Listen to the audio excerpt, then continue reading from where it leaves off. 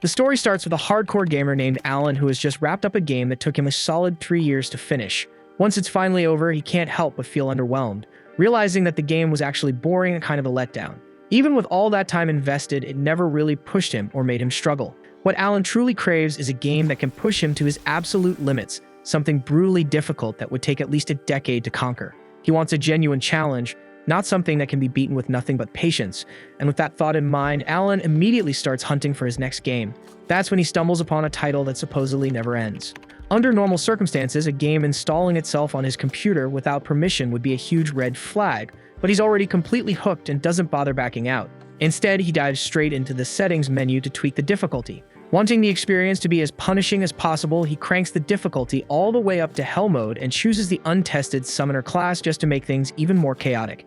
Without reading a thing, he accepts every term and condition. Unfortunately for him, one of those clauses mentions transporting the player to another world, and before he can process it, Alan finds himself reborn as a newborn baby in the middle of the countryside. A full year passes and life as a baby turns out to be way better than Alan expected. He doesn't have to work, worry about money, or deal with responsibilities, and on top of that, the milk is more than unbelievable, and he has kind and loving parents who take good care of him. His father is named Rodin, and his mother is Theresia, and they seem like a genuinely happy couple. Still, setting the game to hell mode makes it feel like a classic tragic backstory family situation waiting to happen. One night, after being put to bed, Alan raises his tiny arms and starts muttering every command phrase he knows, desperately trying to bring up a status screen. After all, even though he's supposed to be a summoner, he has no clue how summoning is actually supposed to work. Just before giving up and falling asleep, he decides to try one last time, and this time, something really does appear. Unfortunately, it scares Alan so badly that he starts screaming, causing his parents to rush into the room as soon as they hear him. With no choice, he hides the book for the moment. After checking on him and making sure everything is fine, his parents leave the room. The second they're gone, Alan pulls the book back out. Relief washes over him as he finally gets to see his stats after an entire year of trying, and they look about right for a 1-year-old summoner. All of his summoning skills are stuck at the lowest tier, but the book explains that they'll improve the more he uses them, so Alan decides to test it out right away. And from what he can tell, he's currently limited to summoning H-rank insects and beasts, which sounds ridiculously weak, so he's not expecting anything impressive at all. Right then, the book suddenly flips to the message section, and Alan realizes he's received a letter from the world's god of creation. The deity apologizes for how long it took to finish Alan's status book, explaining that the summoner class was still being developed and it ended up taking an entire year to clear all the required approvals. Alan couldn't care less about the apology, but hearing that the summoner class was rushed at the last minute gets him excited. If it was pushed out in a hurry, then there are definitely bugs left behind for him to mess with. Fired up, he decides to test it immediately. He wants to start by summoning an insect, but he quickly runs into a problem when he realizes he has no idea how to actually activate his summoning ability. Normally, he would just check a subreddit or watch a quick tutorial, but there's no internet here, so he's stuck figuring it out by himself. After thinking it over for a few minutes, Alan finally figures out that he needs to create an insect skill card first. He gives it a shot and it works without any issues. Now he's finally ready to summon his insect, but before he can do anything, his mother comes in to check on him again. With no other choice, Alan quickly pretends to be asleep once more. The following day, after his parents get busy with their usual work, Alan opens his grimoire and finally summons the grasshopper. The room floods with bright light, and at first he's completely taken in by how beautiful it looks. That feeling lasts about a second, until a massive grasshopper flies straight into his face and he completely freaks out. After calming down, he realizes this is actually the grasshopper he summoned, so he tries giving it commands. Unfortunately, even though it's a summon, it still has the brain of a grasshopper and doesn't understand a single word he says. But on the plus side, Alan discovers that summoning it boosts his agility and endurance stats, which makes him pretty happy. Sadly, his excitement catches his mother's attention, and when she sees the giant grasshopper on the floor, she instantly squashes it, leaving Alan completely devastated. During the next few days, Alan keeps experimenting with his insect summoning, but eventually he gets bored of it and decides to move on to beast summoning instead. This time, he summons a mouse, and just like before, the book launches it straight at his face, but luckily Alan was ready for it, so it doesn't scare him as much. The mouse also comes with its own stat boosts, but it's still not very smart, so having a real conversation is impossible. That said, one of its skills is called Scurry, and whenever Alan orders it to use that ability, it does so every single time. But even so, the skill itself is pretty damn useless, so Alan quickly realizes that if he wants to summon stronger and more useful creatures, he'll need to level up his summoning abilities first. Alan's grimoire reveals that he can store up to 10 summoning cards at a time, and better yet, the stat buffs from each summon stack together. So if he loads up 10 mouse cards, that's a plus 10 boost to both attack and HP. That alone already puts him well beyond your average baby. But to really break the system and go full overpowered, he's gonna need to start leveling up fast. Normally, that wouldn't be such a pain, but the genius Alan chose Hell Mode because he thought the extra difficulty would be fun. Now, gaining experience takes 100 times longer than usual, which means he's officially locked himself into a hellish grind fest. Later that day, Rodin stumbles back into the house, drenched in blood, but thankfully none of it is his. He just helped the village guys bring down a giant boar. Alan's eyes light up with curiosity, so Rodin offers to take him to see it. Without hesitation, Alan climbs onto his dad's shoulders and they head off toward the hunting grounds. For Alan, this is the first time he's ever gotten to see the world beyond their home, and he's absolutely soaking in the new scenery. But the trip takes longer than he expected, and eventually he dozes off in Rodin's arms. When they finally reach the boar's body, Rodin gently wakes him up. Alan blinks a few times, then freezes. This boar is enormous. He can't even begin to imagine how his dad managed to help kill something that huge. Not long after, the nearby villagers notice Rodin's return and erupt into cheers, hailing him as the hero of the day. Alan turns to ask if the great boar is really that strong, and Gerda explains that it's classified as a C-rank monster. Normally, it takes around 20 hunters to bring one down, so yeah, they're a pretty big deal. That little detail sticks with Alan because now he has a solid benchmark for measuring monster strength. But before he even dreams of summoning something on that level, he knows one thing for sure. He's got to buckle down and start grinding XP like crazy. After 10 relentless months of grinding, Alan finally hits level 2 as a summoner, and with it comes a pretty solid upgrade. His stats get a general boost across the board, and more importantly, he unlocks the ability to summon and fuse G-rank monsters.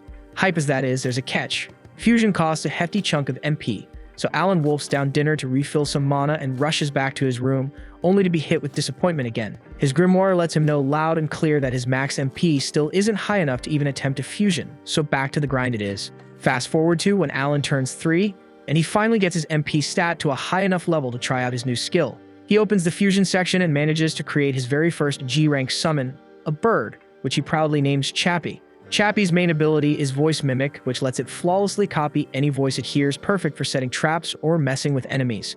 Alan also adds a frog and a mole to his squad, and the frog is pretty useless because all it does is jump up and flash like a living distraction, but the mole is way more useful because it can tear a massive hole in the ground in seconds.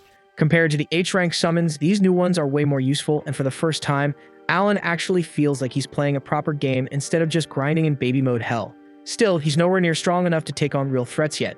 Around this time, Gerda's daughter, Krena, shows up looking to hang out. Her version of playing involves sparring, and unfortunately for Alan, she's absurdly strong. He even maxes out all his summon buffs to stand a chance, but she still wipes the floor with him like it's nothing, meaning the girl's on another level. By the end of the day, Alan and Krena head home, and there's a surprise waiting for him. Theresia is pregnant again. Looks like while Alan was off grinding levels, Rodin and Theresia were busy leveling up the family. With Theresia now unable to do heavy work, Alan offers to help out with the harvest. After all, with his summon buffs, his physical stats are basically on par with an adult's now. But his parents immediately shoot that down. They tell him he should just stick to small chores and enjoy being a kid for now. Rodin reminds him that real responsibilities will come soon enough, so he should enjoy the peace while it lasts. Alan feels a little let down at first after being told he can't help with the harvest, but then it hits him. Farm work is absolutely brutal. No sane parent would expect their 3-year-old to be out there doing backbreaking labor. Understanding that, he backs off and lets it go. Rodin's relieved to see his son being mature about it, and things settled down until Theresia brings up something odd she noticed. She says she saw Alan in the backyard earlier, throwing rocks at a tree. Curious, she asks what he was up to. Alan brushes it off, claiming it was just self-defense training in case a monster shows up. But truthfully, he was running an experiment, testing whether he could unlock skills outside of summoning just by repeating basic actions, but sadly, that attempt didn't get him anywhere. Rodin, however, is still impressed with Alan's dedication and says he's looking forward to his appraisal ceremony. Alan's never heard of that before, so he asks what it is. Rodin explains that when a child turns 5, they undergo an appraisal to reveal any hidden talents or skills they might possess, and if Alan ends up with a powerful one, he could have a shot at living a wealthy and successful life. As winter arrives, Alan continues experimenting and decides to test how durable his summons are by summoning a grasshopper out in the snow. To his surprise, it manages to survive out there for an entire day, which he considers a win. But that little win quickly turns into a disaster when Krena pops up again, eager for another sparring match. As usual, Alan gets stomped, but while he's busy fighting her off, he totally forgets about his summon. That's when things take a turn. The grasshopper, still active, ends up crawling up Theresia's leg, scaring the hell out of her. She trips and falls, dangerous enough on its own, but especially risky since she's pregnant. Rodin rushes over, and though Theresia says she's okay, it's clear the fall triggered labor. Whether they're ready or not, the baby's coming now. Rodin quickly tells Krina to go fetch her mom, and once she arrives, she helps Theresia through a rushed delivery. By sunrise, the family welcomes a brand new baby boy into the world. Everyone is filled with joy except Alan, who's left feeling conflicted. He still doesn't understand why a game reincarnated him into this world in the first place, but when he thinks back to his old life in Japan, he realizes there wasn't really much waiting for him there. This new life, unexpected as it is, has given him something far more important. That's why he makes up his mind to keep pushing forward, not just for himself, but to protect the only real family he's ever had. By the time spring rolls around, Alan knows his appraisal ceremony is coming up, so he asks his dad what it's actually like. His father explains that every kid has to go through it once they hit 5 years old, and if Alan ends up with a rare or high-ranking skill, he might just land a shot at the elite path. That said, it's not going to be easy. Competition's pretty fierce this year. A whole bunch of kids are turning 5 at the same time, including Krina. They all make their way to the commoner district where the ceremony's being held. But as they get closer to the church, Alan starts noticing something weird. Most of the other kids look super polished and dressed up while he's stuck in borderline tatters. Now that he's paying attention, he realizes he's been dressed like this since birth. If that's any indication, his family must be seriously low on the social ladder. Still, it doesn't really bother him much. When they reach the church, everyone gathers outside in front of it. A couple of priests step out, and Alan hears folks in the crowd mocking some of the poorer families. The priests aren't having it, though. They shut that talk down fast, reminding everyone that divine blessings don't discriminate. Even a broke farmer's kid could be handed a legendary skill. With that, they usher the crowd inside for the actual ceremony. As Alan steps in, he notices 3 towering statues near the altar. They must represent the deities worshipped in this world. One of them is Elmia, the deity of creation. Come to think of it, Elmia is the same one who sent him that apology message about the delay in developing the summoner class. First up for appraisal is Palomas, the village chief's son. He's told to place his hand on the glowing crystal sphere to reveal his stats. Palomas obeys, and a moment later, the stone wall lights up, displaying his class as a merchant. His father looks pleased with the result, but Alan, on the other hand, was kind of expecting something more dramatic. It's basically the same function as his grimoire, except this version uses letter grades instead of numbers. The process continues as some kids walk away with impressive talents, while others don't get anything worth mentioning. A few hours pass, and now only 2 are left, Alan and Krina. Krina's turn is up, and she practically sprints over to the crystal with excitement. The second she touches it, the whole thing erupts in a blinding white glow. Her father panics for a second, thinking maybe something's gone wrong, but the priests are just frozen in shock. Turns out the reading is legit, and Krina just unlocked the Sword Lord class, one of the most powerful titles out there. Her dad is over the moon, but Krina herself doesn't seem to grasp just how big of a deal this is. Alan isn't all that shocked by the announcement because he's been getting his ass handed to him by Krina for years now, so it kind of checks out. But now it's his turn, and the priest tells him to step up to the altar. When he lays his hand on the crystal ball, nothing happens at first, but then there's a sudden flash of light, and the damn thing blasts him backward. Rodin rushes over, making sure Alan's okay, then turns to the priest and asks what talent his son got, since reading isn't exactly his strong suit. Based on how strong the crystal reacted, he's expecting something insane, but instead the priest says that Alan has 0 talent. Alan's stunned. No way, that's right, he knows for damn sure he's got a skill. But when he looks up at the board, it confirms it. Every single stat is locked at E rank. He's convinced this whole mess is Elmia's fault for completely botching the summoner class code. Before he can spiral too hard, Rodin wraps his arms around him from behind, trying to soften the blow. He doesn't want Alan to feel crushed about not having a talent. They head home together after that, and despite what happened, nobody treats him any differently. Alan really does appreciate how his family supports him, but deep down, he knows the whole no talent thing is bullshit. His grimoire still works like normal, so he figures the E ranks have more to do with the fact that he's stuck playing on Hell mode. All the other kids are the same age as him and probably got evaluated based on their leveling potential. But in Alan's case, since it takes him literally 100 times more XP to gain a level, it makes sense that his stats are stuck in the gutter, even if his real strength is way higher than the board shows. Most folks would have lost their minds over something like this, but Alan isn't some casual noob playing for fun. He lives for the brutal grind. Still, he can't shake the feeling that something's seriously off with the summoner class, especially since he saw some sketchy error code pop up at the bottom of his appraisal. He's already planning to file a mountain of complaints to the dev team over it. The following day, Alan tags along with his family to visit Krina's place. But on the way, he starts picking up on something odd. His dad's been acting off. Over at Krina's house, everyone's in the mood to party and celebrate her becoming a sword lord. But Rodin still looks like he's chewing on a lemon. Gerda flat out refuses to join the celebration until Rodin quits the attitude. At first, Alan thinks maybe his dad's just bitter that Krina got something special, but that's not like him at all. Rodin's not that petty, so whatever's eating at him, it has to be something deeper. The two of them keep going at it for another minute until Gerda finally blurts out that Rodin mentioned cutting ties between their families right before they sat down. Rodden stands by what he said, explaining that now that Krina's a sword lord, she's got a damn near guarantee way out of this tiny backwater town. If things go well, she might even rise to nobility. And if that happens, staying connected to a broke family like Rodden's could just drag her down. Gerda fires back, shouting that he doesn't give a damn about status or any of that crap, but Rodden keeps pushing, saying he's only doing what's best for Krina. The argument heats up again, but their wives eventually step in and pull them apart before it gets worse. Alan's kind of thrown off by how chill everyone seems about the fight, so he quietly asks Gerda's wife if this kind of thing happens often. She just laughs and says yeah, it used to happen all the time, but they always made up after.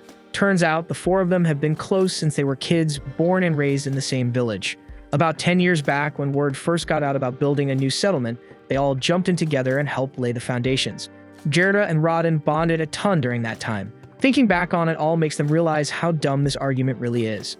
Not long after, a message comes in that the Night Order has taken an interest in Krina and they're on their way over. Alan figures the news about her Sword Lord class must spread like wildfire. It's a good thing, of course, as she's finally getting the recognition she deserves. But Gerda still seems a little uneasy because she's way too young to be signing up for knighthood just yet. Then out of nowhere, one of the kids from the appraisal ceremony, the kind who got a decent talent, decides to mouth off. He walks up to Alan and tells him he doesn't belong here, calling him a talentless reject, but Alan couldn't care less. He's still got his summoner powers, so this loser's opinion doesn't mean squat, but Krina isn't having it. No one talks trash about her best friend.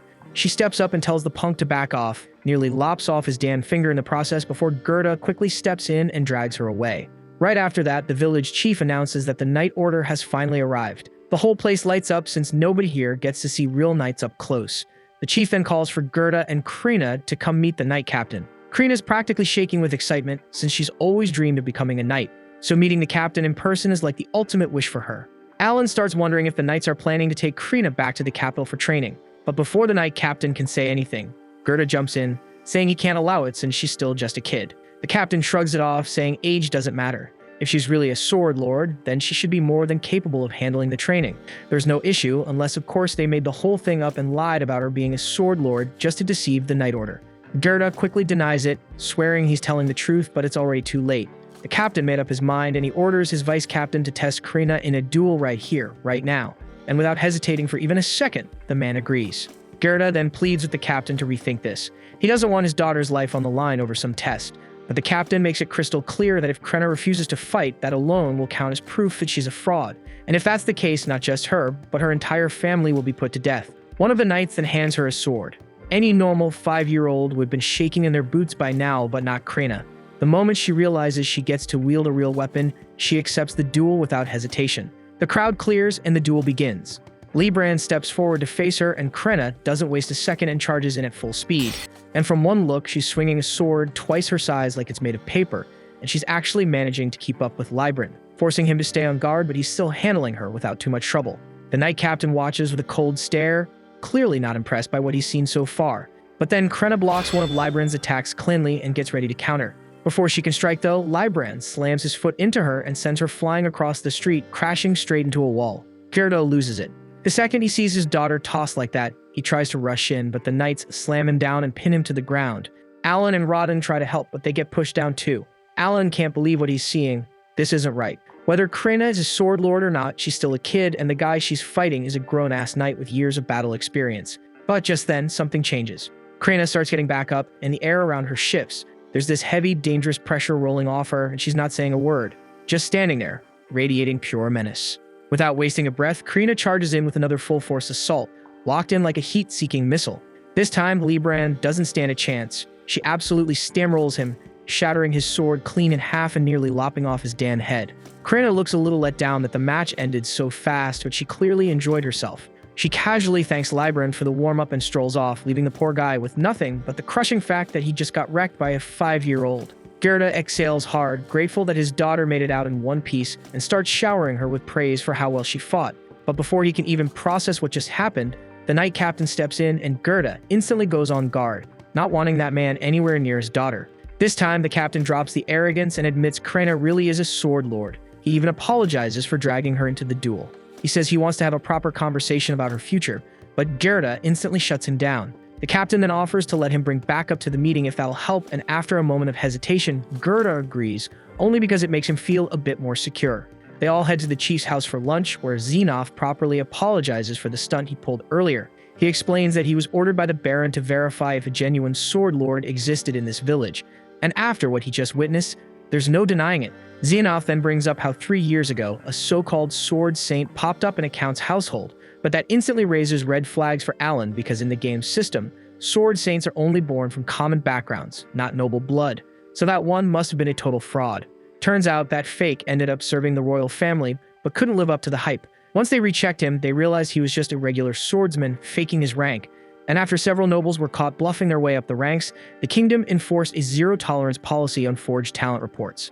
That said, Xenoth genuinely apologizes again for putting Krina through such a rough ordeal. He reassures Gerda that no one's trying to rip her away from him. Instead, they want her to stay home and keep training as usual, and if she chooses to, once she turns 12, she'll have the option to enter the Knight Academy. After 2 full years of grinding, Alan finally reaches the 3rd level of his grimoire and he's buzzing with excitement. This upgrade gives him an enhanced skill. Now he can boost the power of his summons, and even better, he can control up to 30 F-rank units at once. That means his buff stacking potential just went through the roof. He's eager to test things out later, but right now, dinner's waiting, so he heads back inside.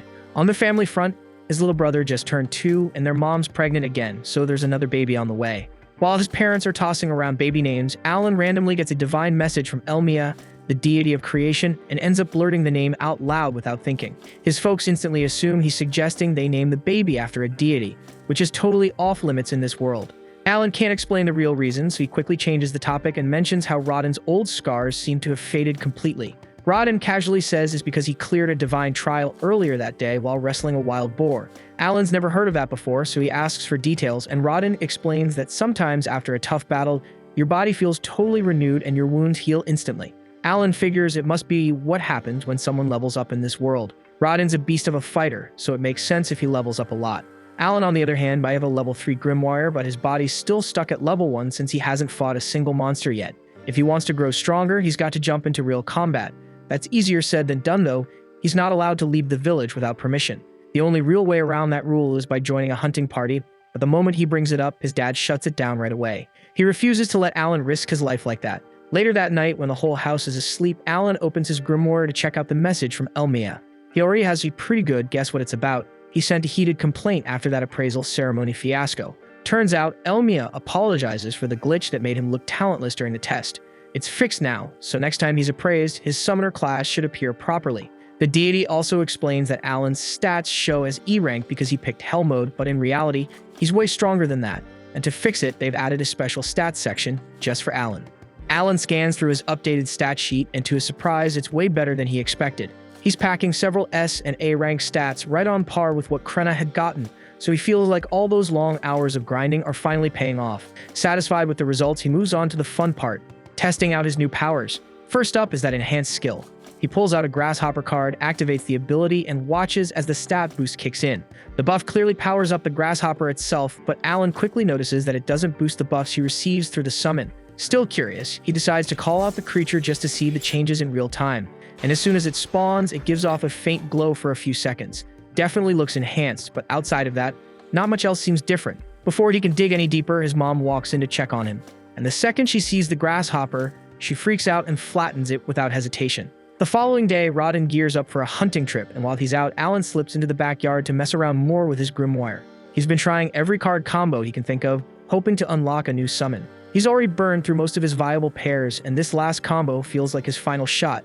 Thankfully, the fusion works this time, and he gets a new card, but it's labeled grass, so he's not sure how useful that'll be. On the upside, it seems to come with an MP buff, which means it might help him increase the number of summons he can use in a day. Curious, Alan summons the grass card, and to his utter confusion, an apple creature pops out. It's not built for combat at all, but it does have a weird skill called aroma.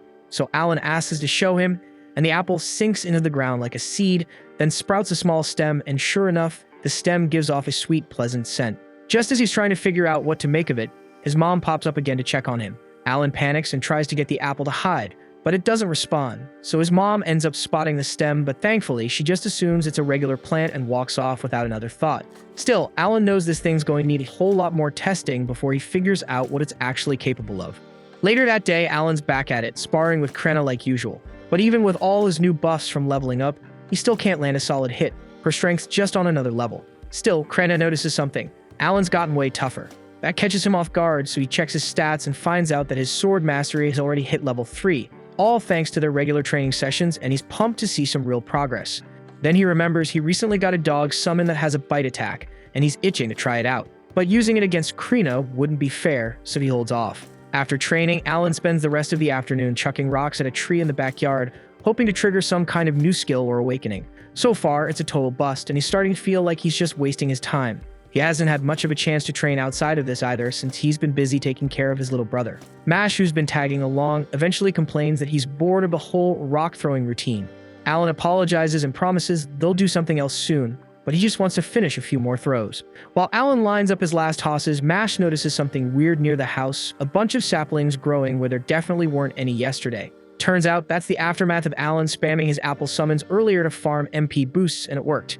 Thanks to stacking the buff, Alan's MP recovery time is now down to 5 hours instead of 6, which means he can push his mana output by over 15% every day.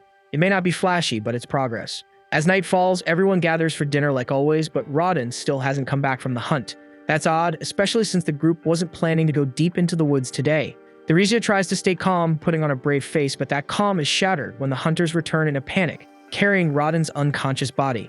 One glance is all it takes to see he's in critical condition. He caught a boar's fang straight to the gut, but they managed to cauterize the wound on the way back, and he's barely hanging on. The only reason he's still breathing is the healing herb they gave him during the trip home. Theresia is stunned to hear that since they're expensive, and she has no idea how they even got one. Gerda explains that after the Night Captain apologized for how he treated them, he offered a bag of gold coins to make up for it. They used that gold to buy the herb, but it still wasn't enough to fully heal Rodin. Tensions spike as the other hunters start yelling, blaming the entire disaster on the commoners. But then all the shouting wakes Mash, who bursts into tears, so Alan quickly scoops him up and takes him back to bed. The rest of the hunters decide to clear out, leaving the family alone to process everything in peace. Once things finally settle down, Alan quietly asks what really happened and if it's true that a commoner is the reason for all this. Gerda explains that a few days earlier, he and Rodin were called in by the village chief, who told them that commoners would be joining the next hunt. Boar meat is incredibly valuable, so most of it goes straight to the Baron, but the rest is split between the hunters. Sometimes it gets traded for other supplies, but unless you're out there hunting yourself, getting your hands on any decent boar meat is tough. Even so, none of the commoners had ever joined a hunt before, and with good reason. It's dangerous as hell, so people get hurt and some even die every year. So naturally, they've always kept their distance. But ever since Rodin's name started spreading like wildfire as some kind of legendary hunter, some of the commoners got the idea that if they tagged along, he'd do all the heavy lifting while they enjoyed the rewards. So they went to the chief and asked to be included in future hunts. Rodin and Gerda were against it, but since it came from the chief, they had no choice but to comply. And just like they feared, it all went downhill fast. During practice, the commoners barely put in any effort. And when the actual hunt began, the second they locked eyes with a real boar, they panicked and dropped their weapons and bolted. Their cowardice shattered the entire formation, and to make matters worse, one of them tripped while running right in the boar's path. Rodin instinctively rushed in to shield him and took a tusk to the gut for it. The rest of the group managed to kill the boar eventually, but the damage was done. Gerda promises to bring over Rodin's share of the meat tomorrow, but beyond that, there's not much else he can offer. Alan just sits there, feeling completely useless. All this time, he'd been obsessed with powering himself up and never once thought about helping the people who actually needed him. By the following day, Rodin finally regains consciousness, and everyone is beyond relieved that he pulled through. But even with Rodin awake, Alan can't shake the weight pressing down on him. Up till now, he'd been treating this like some kind of RPG game, but for everyone else here, this is life, it's real, and it's harsh. And surviving each day takes everything they've got, so the least he can do is use the power he's been given to ease their burden. Even a little. Not long after, Gerda shows up again, bringing Rodin's share of the meat just like he promised. He's glad to see Rodin alive, but it's clear from the look on his face that the injury has done real damage, so Rodin won't be able to hunt again, at least not in time to help prepare for winter. Gerda steps up and offers to share from his personal stash to help support Rodin's family while he recovers. Rodin genuinely appreciates the offer, but before anything else can be said, Alan suddenly speaks up. He tells everyone that he wants to take over for his father. His voice is steady, his expression firm, and it's clear to everyone in the room that he means it, so no one argues. And later that day, Alan gets right to work. He heads to the village well and starts hauling water back home. The men nearby warn him to take it easy because hauling that much water isn't something a kid should be doing, but Alan handles it like it's nothing. Up until now, he's been keeping the effects of his boosted stats under wraps. But with all the attention on Krina as the village's rising hero, it's probably okay for him to stand out a little. Once the water's taken care of, he joins Gerda in the fields to harvest potatoes. Gerda shows him how to properly dig them up, expecting Alan to fumble through it. Instead, Alan yanks them from the ground one-handed like it's child's play. And in no time at all, he's filled 3 full baskets. But when he finds out that over half of that will be taken by the Baron as tax, it hits him just how unfair the system really is. He starts thinking about other ways to get more food for his family, until the village chief suddenly shows up. The chief is there to personally apologize to Rodin. He knows the injury happened, at least in part, because of the orders he gave. He wants to make amends, and he's also brought the man responsible for the incident to apologize. The guy clearly isn't a bad person, just someone who panicked and made a mistake, so he accepts full responsibility. Rodin tells him he's not angry, but urges him to think ahead next time, and the man nods, promising not to let something like that happen again. Later on, Alan heads back out to the open fields with a plan forming in his head. He clears out a large patch of space and begins summoning a small army of frogs. Each one uses its provoke skill, which should lure out wild animals like ducks, nothing too dangerous. But instead of ducks, Alan ends up attracting a monster bird. For a split second, he considers running, since it's clearly stronger than he expected. But then he thinks of his family, of the food they need, the help they've lost, and decides to take the risk. And with all the stat boosts he's stacked, he figures he might just have a shot. He dashes in and lands a solid blow to the back of the bird's head before it realizes what's going on. Right after, he summons a pack of dogs to swarm it. The dogs do some solid damage, snapping and clawing at the bird from all sides. But it doesn't take long for the creature to recover and start tearing through them one by one. As each summon goes down, Alan's buffs start fading, leaving him more and more vulnerable. And once the last dog is gone, the monster sets its sights on Alan, who suddenly finds himself in serious danger, face to face with a raging enemy and no backup left. As a last-ditch move, he summons 2 leeches, which immediately latch onto the alba heron and start draining its blood. The beast begins to weaken just enough to buy Alan a brief window to think through his next step. He's clearly not at full strength, he's already lost a couple of summons and had some buffs stripped, but he's not panicking. He's already mapped out a clear plan to finish this thing off with one powerful final blow. Alan calls his wolves back into the fight and commands both them and the leeches to charge in together. As they launch their assault, he joins the rush, leaping forward and landing a clean, crushing sword strike right to the alba heron's skull. The blow hits hard enough to knock the beast and make sure it stays down. A moment later, his grimoire lights up with a message saying he's successfully defeated the alba heron and earned 100 XP. Seeing that notification pumps him up, he can't help but celebrate for a second, thrilled that the plan worked. Once that rush settles, Alan brings the alba heron back to his family, and both of them are honestly stunned. They never imagined someone they once thought of as a total pushover could solo a dangerous beast like that. Gerda steps in and offers to help with bleeding the alba heron properly. Once they've tied the body down, he gives Alan a full breakdown on how to cut and portion the meat correctly. He points out which parts are edible, which ones aren't, and explains the proper method for separating the good cuts. Gerda also mentions that monsters carry magic stones inside them, and by law, any stone found in monsters rank D or above is subject to taxation. That said, Gerda doesn't seem too worried about it. He figures it's not like poor commoners like them would get much use out of a magic stone anyway. Even so, he's convinced they can negotiate a better deal from the chieftain, especially once they explain that it was Alan who actually did the hunting this time, since Rodin was too injured to go himself. The following morning, they head to the chieftain's office, sticking to their plan to use Rodin's injury as leverage. At first, the chieftain pushes back, saying they should only get the smaller portion, but Gerda and Alan keep pressing, reminding him just how serious Rodin's condition is and how a kid like Alan had to risk his life just to bring food back. Eventually, the chieftain caves and agrees to give them the larger share, exactly as they hoped. He tells them they can keep all the meat and he'll only be taking the wings and the magic stones for himself. Still, Alan decides to push things a bit further and asks the chieftain if they'd be allowed to keep making the same kind of deal going forward. Gerda jumps in to back him up, doing everything he can to help persuade the chieftain. After thinking it over for a moment, the chieftain finally gives them the green light and agrees to let them continue under the same terms. After 3 days, Alan heads out again and uses the same strategy to take on 2 more alba heron. Having already taken one down before, he's feeling a lot more confident now, and it shows. With the help of his leeches, his wolves, and that trusty wooden sword of his, Alan manages to bring down both beasts in record time. Since that first successful hunt, he's been going out every 3 days, but this is the first time he's come back without losing a single summon, and he's honestly thrilled with how well it went. Right on cue, his grimoire flashes and confirms the win, 2 alba heron down and 200 XP gained. Even better, it tells him he's officially leveled up and reached level 2. Alan practically explodes with excitement and pulls up his stat window immediately. Sure enough, all of his HP and MP have been fully restored thanks to the level up. But as he looks closer, he notices something strange. His stat increase is only about 60% of what it should be. He doesn't overthink it though. Maybe it's just because he just hit level 2 and boost hasn't fully kicked in yet. Either way, he's still pumped. All that effort is finally paying off. The more he thinks about it, the more he starts to believe that this could be the trial of the deities that Rodin once mentioned, and honestly, that thought makes him feel incredible. Still, he knows that sooner or later, he's going to have to come clean and tell his family the truth. Afterward, Alan returns home, and Rodin's stunned to see him drag back 2 Alba Heron in one go. After that, Alan meets up with Krina for a bit of sword training. But even in the middle of sparring, his mind keeps drifting, thinking about when and how he'll take down more Alba Heron. Since it's migration season and there's an abundance of them around, he figures if he stays consistent, he could hit level 3 by taking out around 20 more. That train of thought gets cut short when Krina suddenly smacks him with a solid hit to the head, clearly ending the match in her favor. Alan then admits defeat, and Krina casually waves him off as she walks away.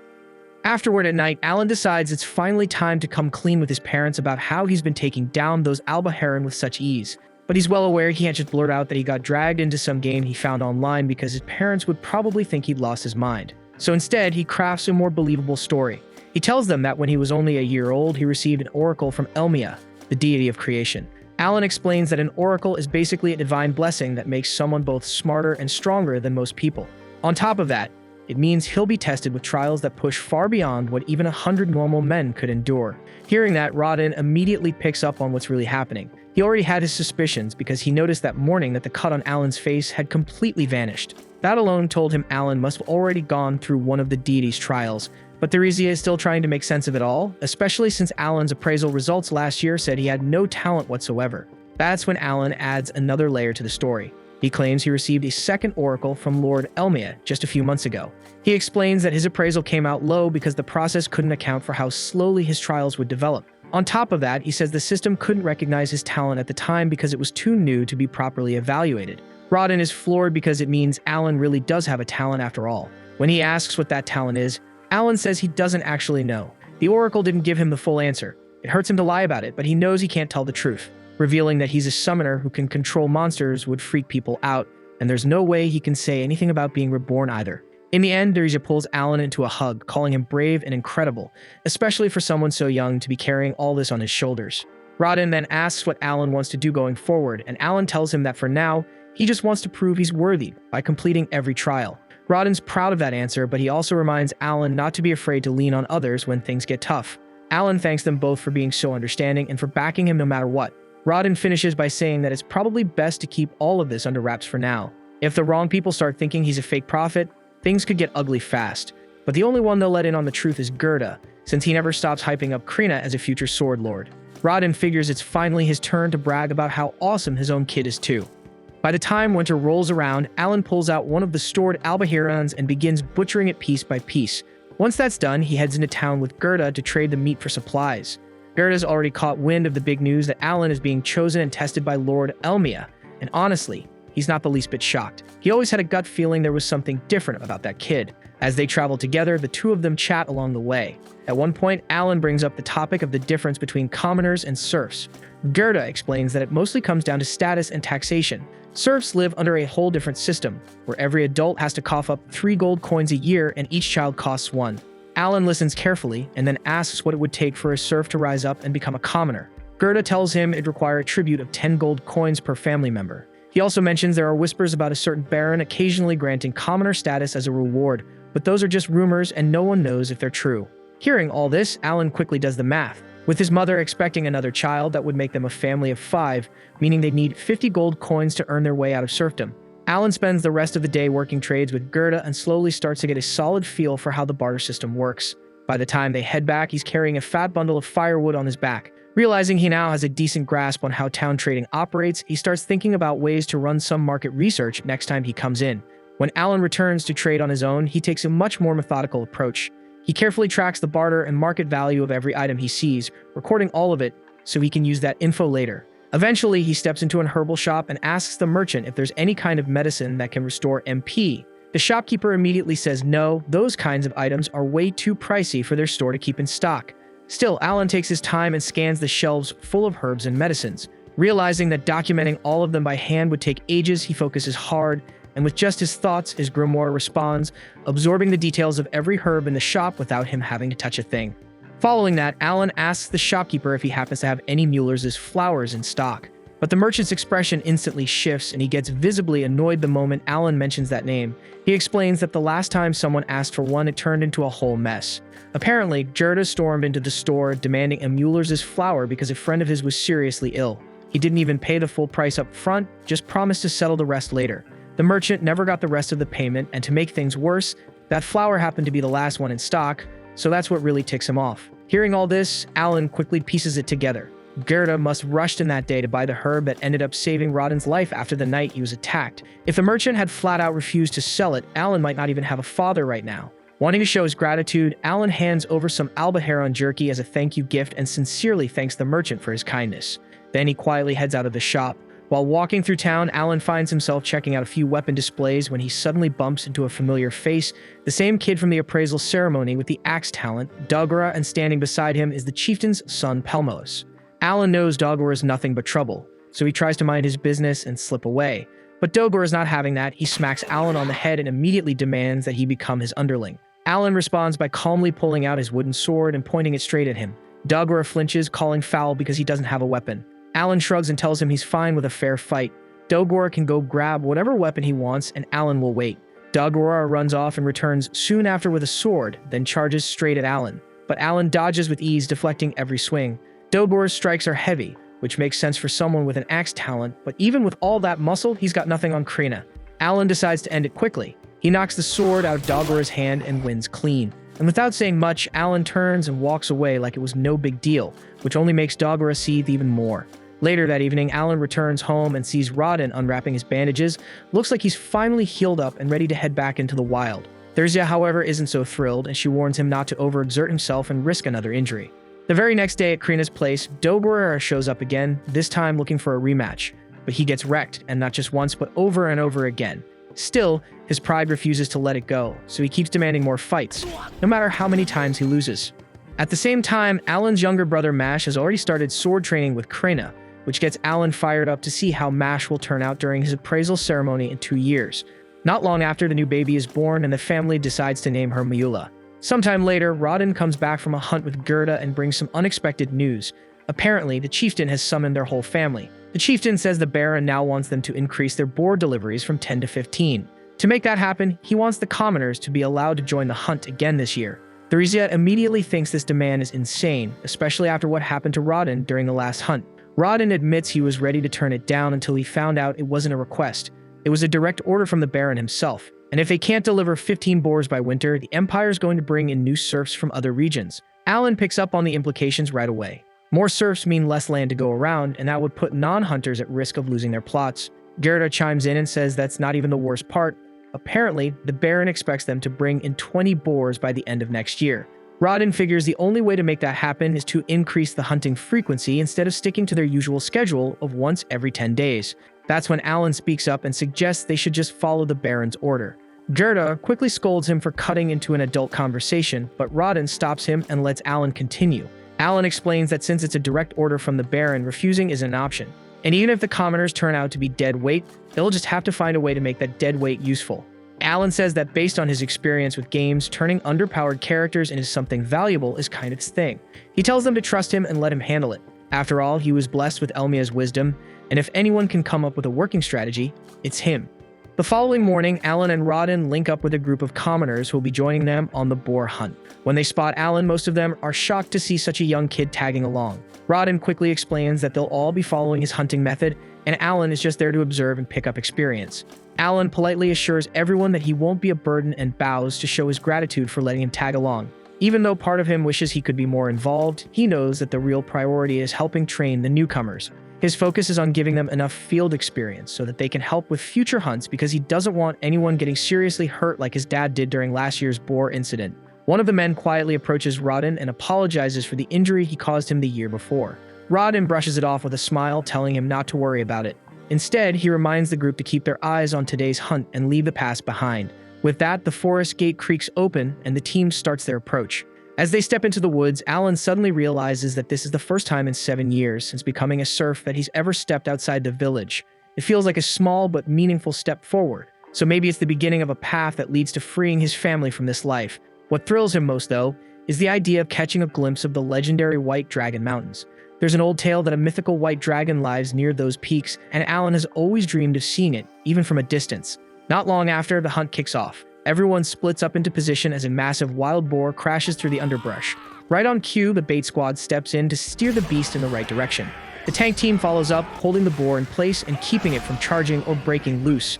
Then, once it's boxed in, the strike team rushes in to finish the job.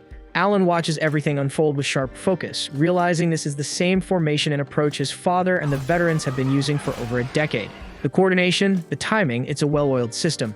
And seeing it play out up close, it hits him just how smart and effective it really is. After the boar is finally taken down, the group of commoners can't help but feel a wave of pride rush over them. To them, pulling off a successful hunt like this feels like passing a divine trial. It's proof of their growth and teamwork. Alan figures that since the boar was classified as a C-rank monster, they probably racked up a solid amount of experience points. Curious, he opens his grimoire to check his own stats, but to his disappointment, he finds that he didn't gain a single point. Thinking it through, he realizes that makes sense. He didn't actually fight, just watched everything from the sidelines. Even so, he feels content seeing the others level up and start to believe in themselves more. Once things settle down, Alan strikes up a casual chat with a few of the villagers. The topic shifts to monster meat, and they start swapping stories about the tastiest creatures they've ever carved up. One of the men, clearly a fan of monster cooking, offers to help Alan butcher any beast he brings in. Alan takes note and quickly decides to take him up on that. He leads the man over to his stash of alba heron and asks if he can handle the butchering. Of course, the guy isn't planning to work for free, so Alan lays out a deal. For every albahone the man processes, Alan will hand over 2 full packs of meat as payment. The offer is surprisingly generous, and the man agrees right away without a second thought. Alan's got a clear reason for this arrangement. He's still hustling to save up 50 gold coins to buy his family out of serfdom. If he hired a pro butcher, it would cost him a small fortune. But with this trade, he gets the job done right without wasting precious coins. Soon after, the hunt kicks back into gear. This time, they shake things up and decide to break into smaller units instead of sticking together. The new setup lets them cover more ground and bag twice as many boars in half the time. Even so, something keeps nagging at Alan. He still doesn't get why the Baron is pushing so hard to harvest more boars this year than ever before. But orders are orders, and when the Baron speaks, nobody really has the freedom to question it. Out of nowhere, one of the boars charges straight at them. Gerda doesn't waste a second and jumps into action, slamming the beast head-on with a crushing blow that instantly takes it down. He then calls out to the rookie hunters, urging them to step in and finish the job. They do just that, and once again, they're filled with pride for pulling off another successful hunt. The previous time, Alan didn't see any changes to his stats, but this time is a totally different story. He checks his status screen and is hit with a wave of joy because his stats have gone up and he's officially reached level 3. After thinking it over, he figures out how it happened. The trick was simple, but it worked. As long as one of his summoned creatures makes physical contact with the enemy before it dies, the system counts him as part of the fight. Right before the boar went down, Alan summoned Denka, and the boar ended up stepping on him, making contact. That tiny moment was enough for Alan to earn experience, though it came at a cost. Denka was killed in the process, and as Denka's spirit drifts upward, Alan quietly apologizes, but deep down he knows it was worth it. After 3 months, Alan and Krina are invited to the chieftain's home to celebrate the new year. After the visit, they head back to their own place to properly enjoy the holiday. The table is packed with food, and Gerda and his wife drop by to join the fun. Everyone digs in, laughing and enjoying the cozy vibe. During the meal, Gerda casually asks Alan if the chieftain had said anything about them. Alan nods and explains that the chief made sure to personally thank them for all their hard work. Rodin had expected that they would easily hit the goal of bringing in 20 boars for the year, just like he planned. Alan adds that the chieftain was so pleased with how things were going that he gave him a bottle of liquor as a reward.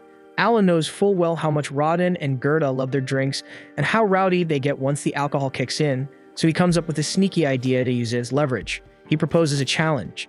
If he wins, he gets to officially join the next hunt, weapon in hand, and fight like one of the team. But if Rodin and Gerda win, the bottle's all theirs. As soon as Alan lays out the rules, it hits them that they've already walked straight into his trap, but it's too late to back out now. Their craving for the liquor is stronger than their caution, so they agree to go along with it anyway. They ask what kind of contest he has in mind.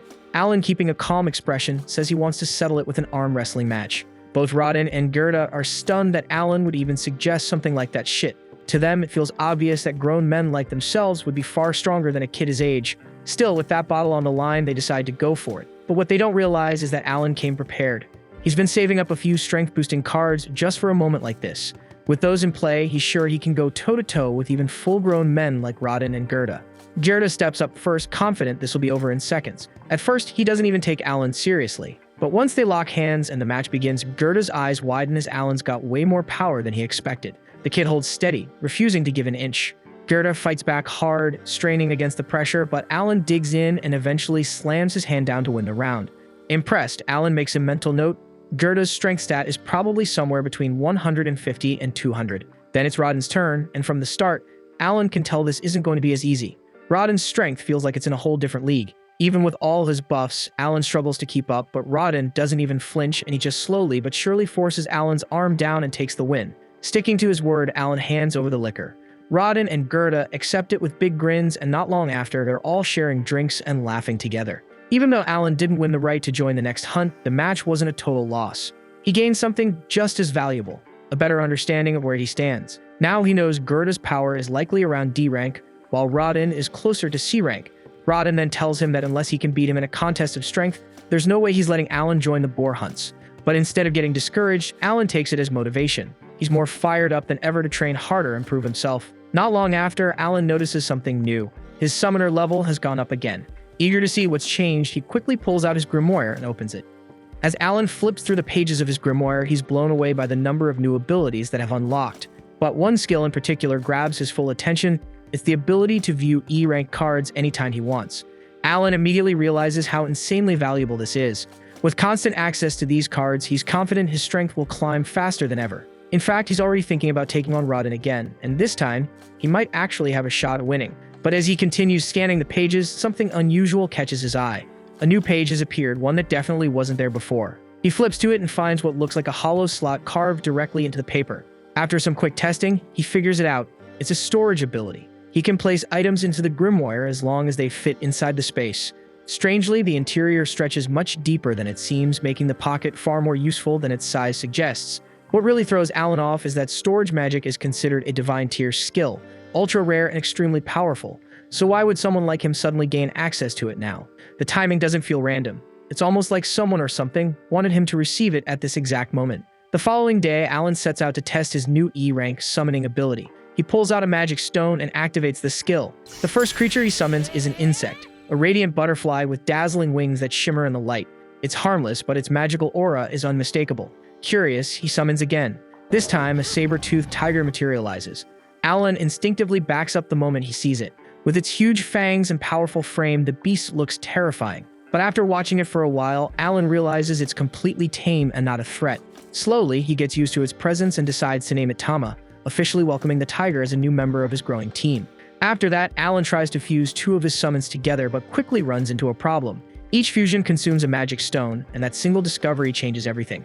If he wants to keep evolving his summons and pushing his strength forward, he'll need a constant stockpile of magic stones, and the only way he knows to get them is by killing horned rabbits. At night, Alan brings up the magic stone issue with his father. To his disappointment, Rodden breaks the bad news that horned rabbits won't be showing up anytime soon. A defensive trench was dug around the village not long ago, cutting off the monster's usual routes in. That means Alan's easy source of magic stones has completely dried up. Frustrated, he spends the night mulling over other options. The next morning, while Krenna is busy training and handing Dogora another beating, Alan heads over to speak with Palomas. He asks if he knows anything about magic stones. Palomas, being well-versed in such things, explains that D and C rank stones are generally found in the royal capital and are worth a good amount. E rank stones, on the other hand, are practically worthless and sometimes just lying around. To prove his point, Palomas casually picks one up off the ground and tosses it to Alan before strolling away.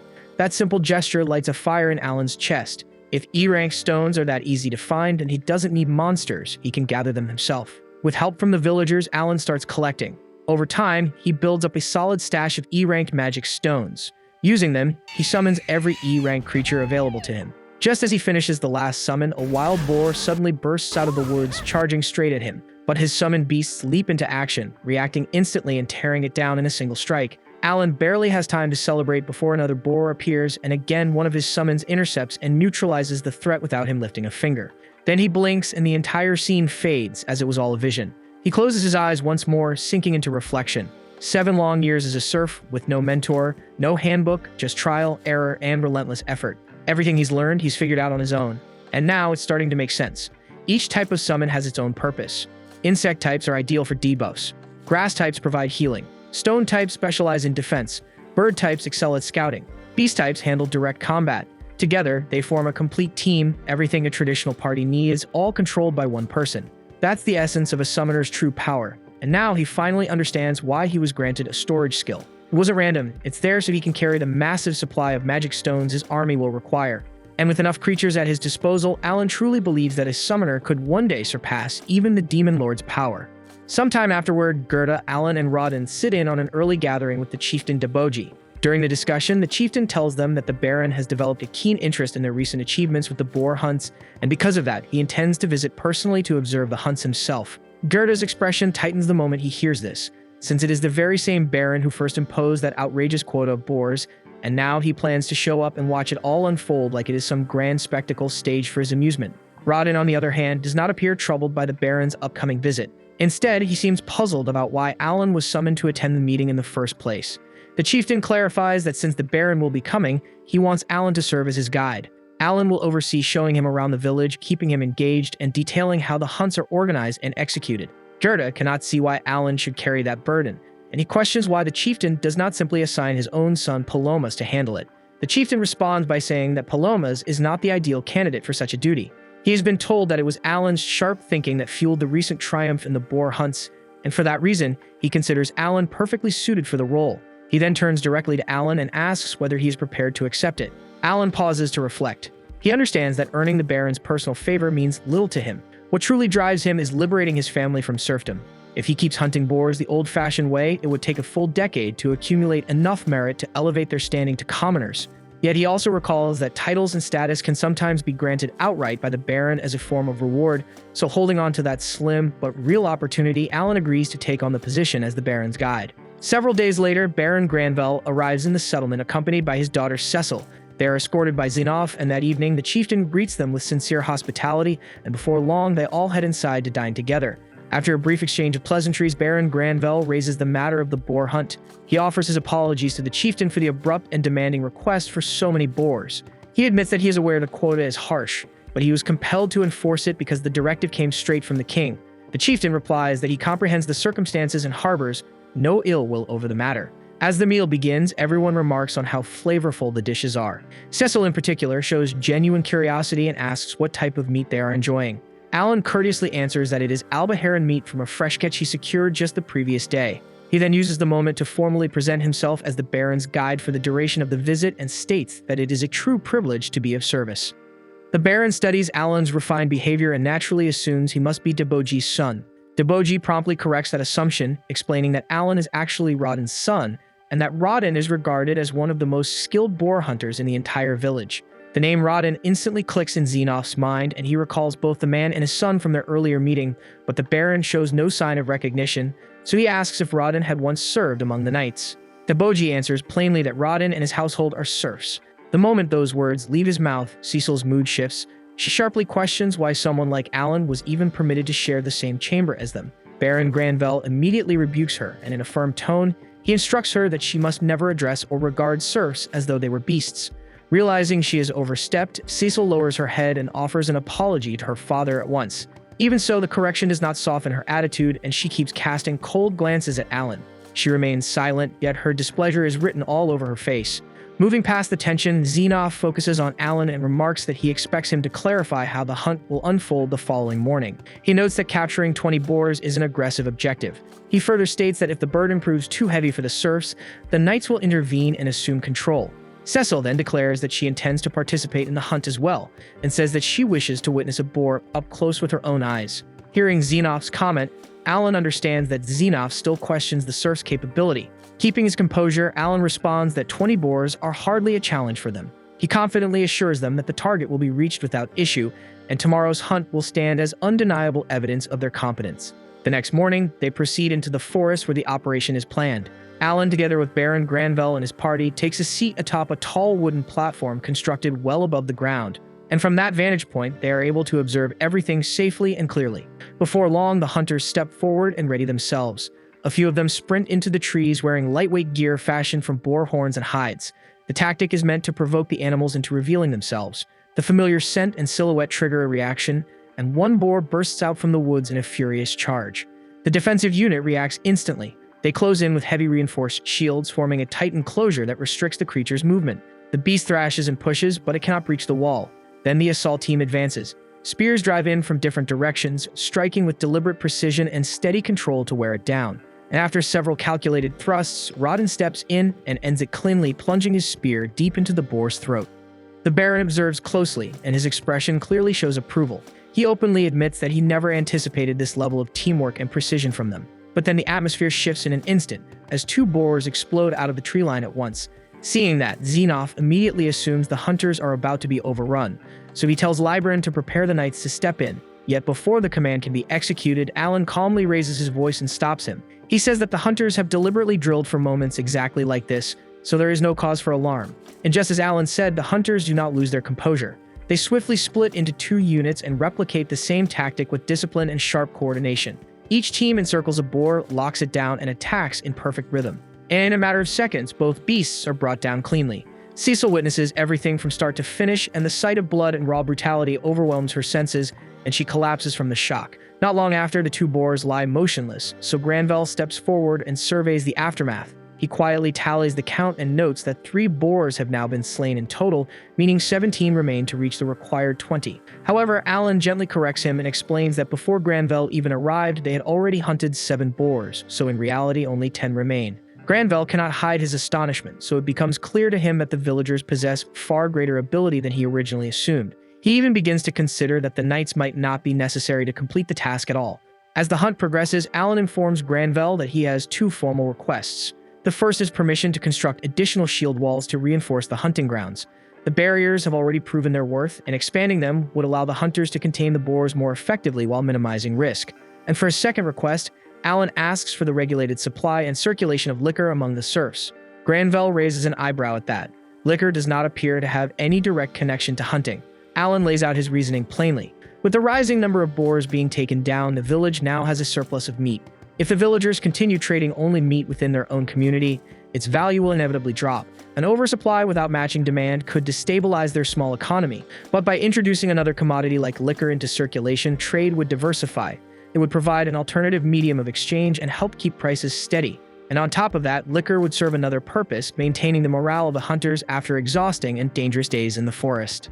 Xenoph took a moment to weigh the proposals and ultimately judged them sensible. Granvelle nodded as well, admitting that Alan's reasoning was solid, so he assured him that both requests would be reviewed with approval in mind. He then openly praised Alan's conduct throughout the hunt, pointing out that he had displayed judgment and composure far beyond his age.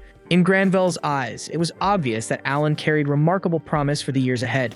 Soon after, it was time for Granvelle and his party to depart. As Cecil climbed onto her horse, she glanced down at Alan and warned him not to let her father's compliments inflate his ego. And with that parting remark, she turned away and rode off beside Sebus the butler. Alan simply stood there watching them disappear down the road. He felt a quiet sense of relief once she was gone and assumed this would likely be the final time their paths ever crossed. But afterward that same day, Alan, Rodden, and Gerda were called forward once more. They knelt respectfully before Granvelle as he spoke to them in a formal tone. He commended their exceptional performance during the hunt and emphasized that their unity and discipline deserved acknowledgement. As a reward for their achievement, he declared that their families would be raised from serf status to that of commoners. When the words reached Alan's ears, he struggled to contain his excitement. For 8 years, he had held on to this hope. Becoming a commoner meant liberty. It meant new doors opening. It meant freedom from the chains that bound him to the restrictions of serf life. He would finally have the right to leave the village and see the wider world. In his heart, he already knew his first destination. The White Dragon Mountains had been calling to him for as long as he could remember. One day, he intended to hunt dragons there, and that ambition had burned quietly inside him for years. Granvelle then shifted to another subject. The king planned to highlight their village as a model for the entire realm. For that reason, he required a detailed account of how the boar hunts had originally come to be.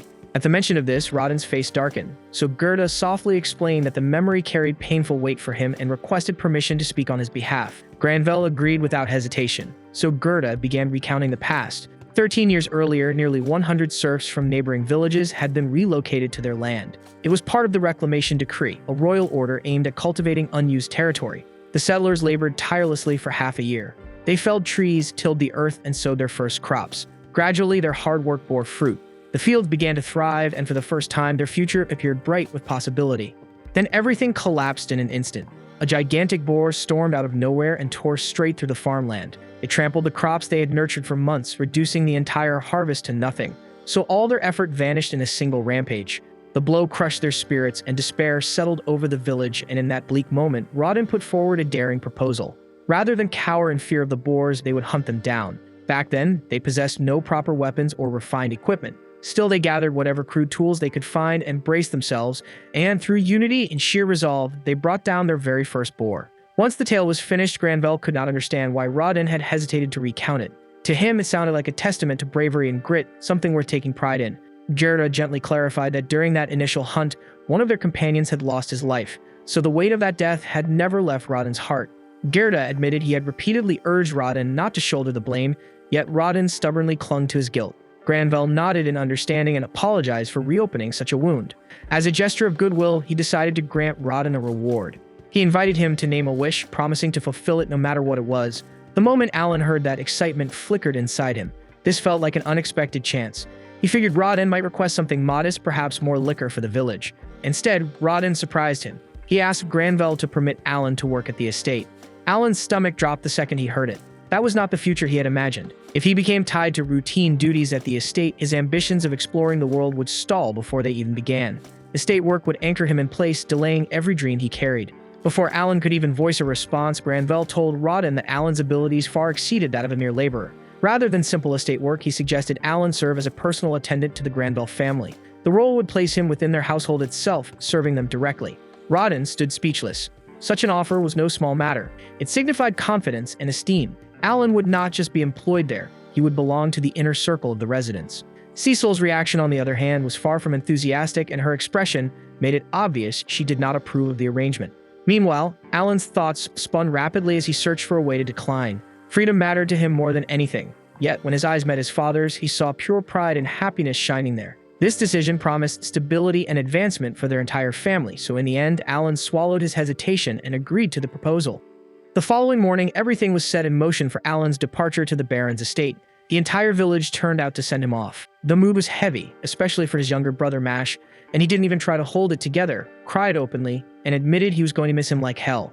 His little sister Miola was still too young to grasp what this meant, so she just stood there quietly, watching with wide, calm eyes. Krena felt it too and didn't try to hide that his leaving hit her hard, and as their own way of saying goodbye, they agreed on one last duel, the same way they had settled things countless times before. The villagers formed a wide circle around them, eyes locked on the fight. As the exchange continued, murmurs began spreading through the crowd. Something was different. Alan was gradually taking control. Usually, Krena dominated these matches and came out on top. This time, though, the tide was shifting, and the reason was something Alan had kept secret. He had spent 20 magic stones to create a hawk, and that crafted familiar had sharpened his speed and reflexes dramatically. He moved cleaner, quicker, and more exact than ever, and with that edge, he managed not just to keep up with Krena, but to outpace her. When it ended, Alan stood as the winner. Still, he didn't accept it outright. He called it a draw and told her they would finish it properly next time. Krena smiled at that, clearly eased by his choice of words. Afterward, Dogoro walked up to him without much talk. He simply placed a dagger into Alan's hand as a farewell gift.